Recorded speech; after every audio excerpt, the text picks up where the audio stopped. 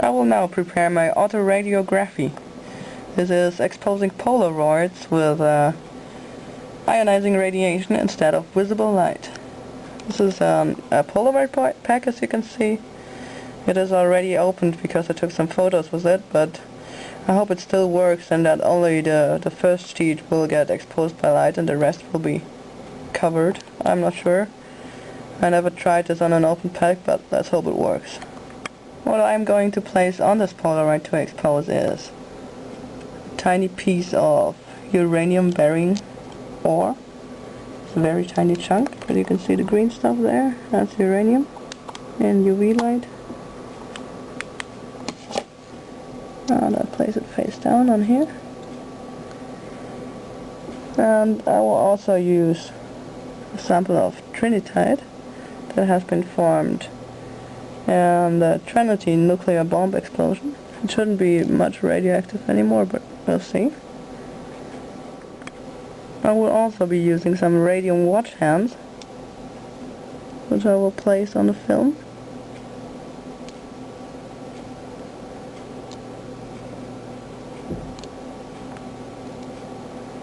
And I will be using an americium source.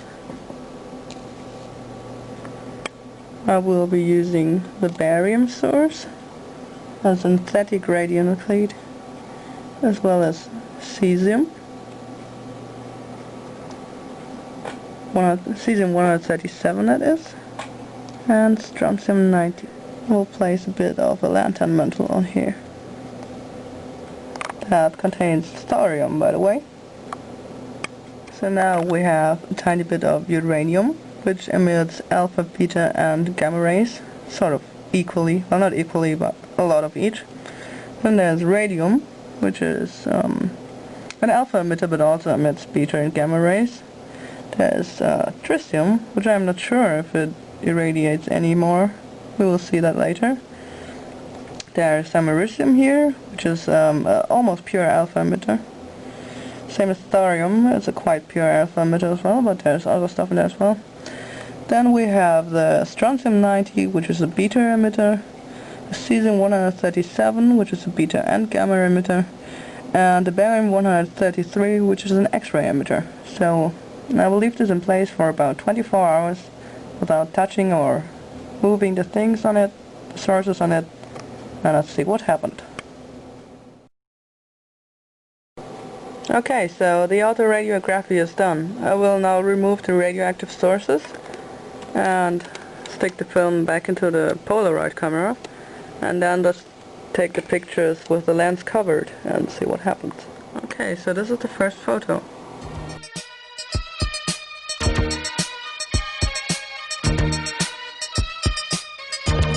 And yes, we can indeed see something.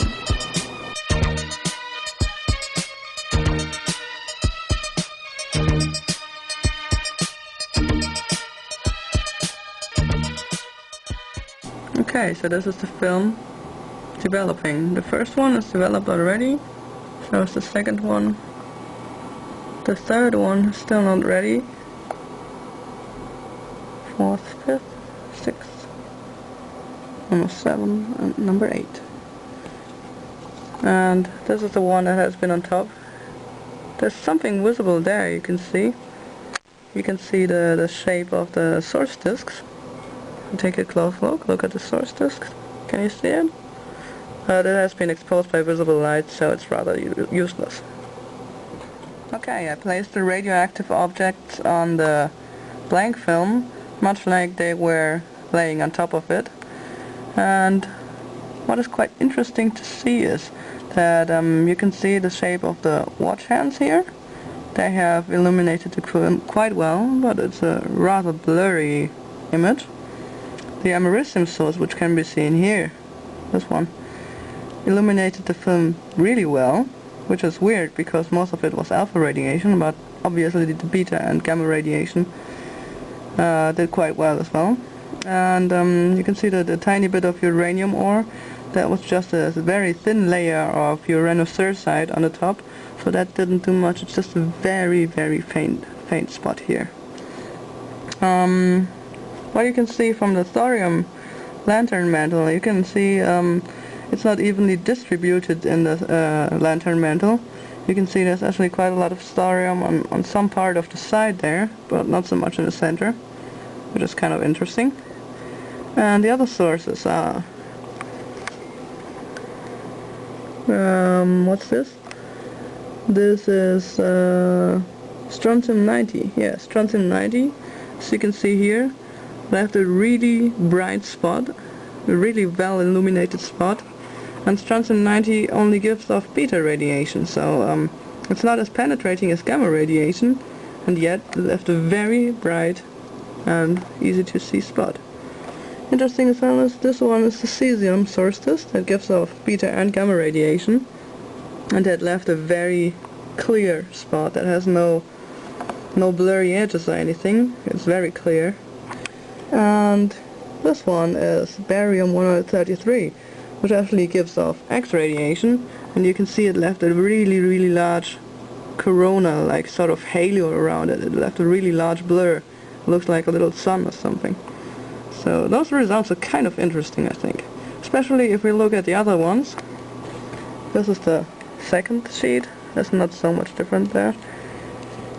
Third, fourth, and now it's getting quite interesting, because you can see the X-ray penetrated the films really well, but so did the beta source, the strontium 90, which is kind of weird.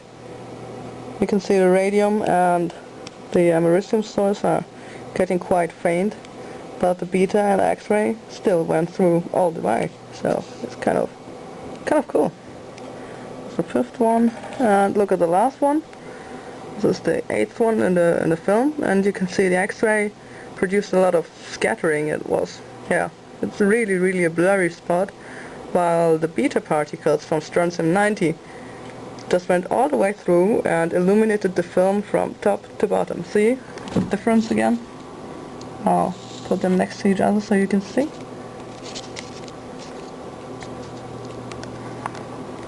If you look at this, the radium watch hands are barely visible.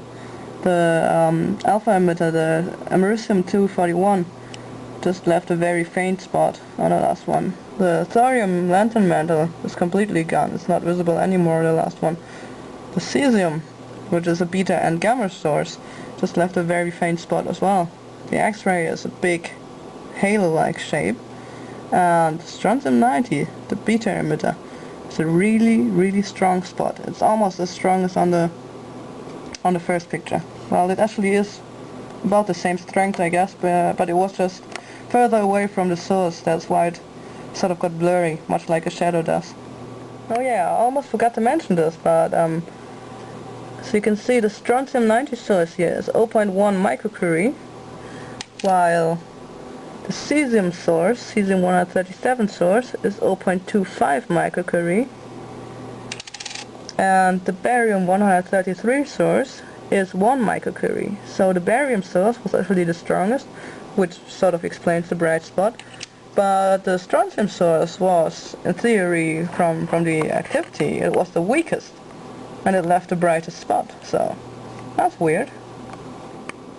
So yeah, those results really amazed me. I didn't think that beta particles were able to penetrate that well. So I will use this information for further autoradiographies, when I will also try to place a dead mouse on the polaroid film and see if I can probably X-ray it, sort of, either using the X-ray source or the beta source. As we saw, this works best. And I will also try to illuminate an actual X-ray film with those sources. And in theory, the X-ray should work best if you think logical, but then again, if I look at the beta and the polaroid, maybe the beta works best. Who knows? I really don't. We will see this later.